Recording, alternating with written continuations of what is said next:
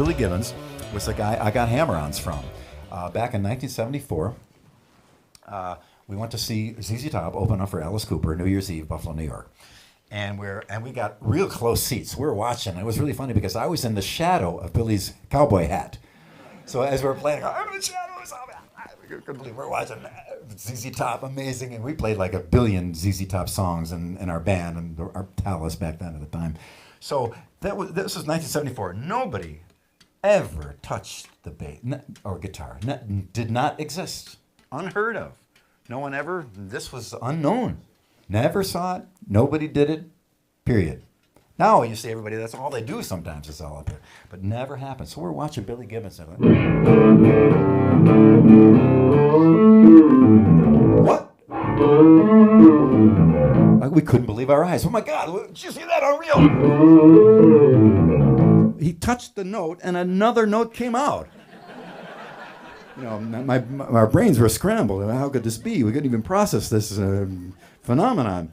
So we couldn't believe our eyes. So I went home and I got my bass and okay, is that here goes that. It works. I believe it.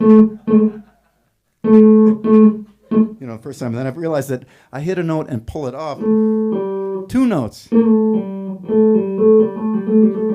Revelation. I couldn't believe. I was unreal. So I just sat there for about an hour just. So then eventually, years later, and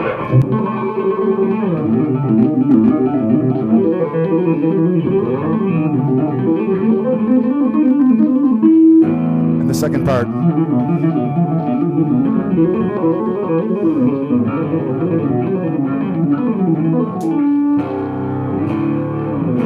thank you, Billy Gibbons.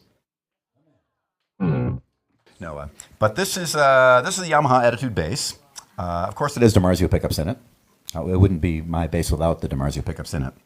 This is the prototype color of the new version of the Attitude basses. They're going to be red and black. The only difference is now they're doing, instead of a push-push pot, it's a push-pull pot. So you push down or pull up. The reason why I use the neck position pickup and I have it on this bass, the tone I have here now is nowhere near the kind of tone you need in a band. It's way too thin.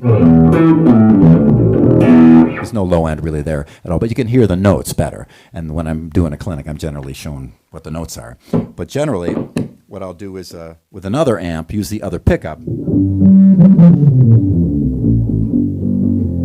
Be just super, super deep, low end.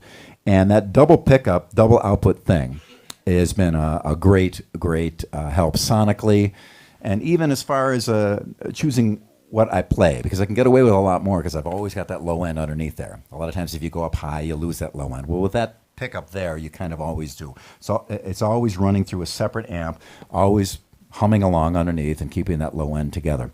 I went with the DiMarzio Model 1, which is underneath this here. Because it's actually a hi-fi version of what the Gibson pickup was. It's a lot more clean, a lot more notes are audible in it.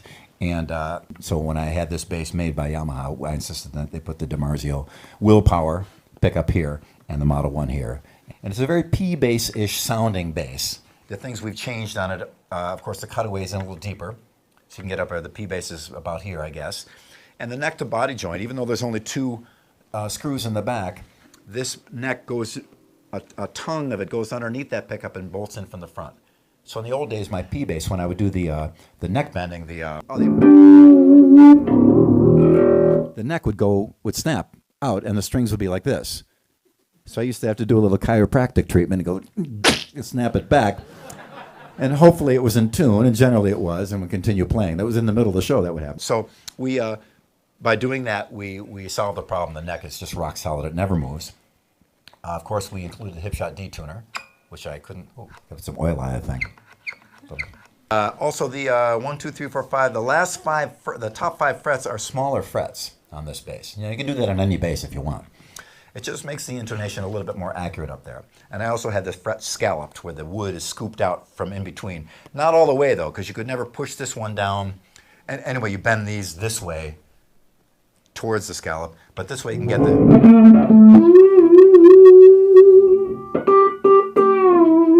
get your finger way underneath that and really be able to push it way high for the highest note possible on this bass. Anyway, so okay, that's a synopsis of my That's the end of commercial for Yamaha, I guess.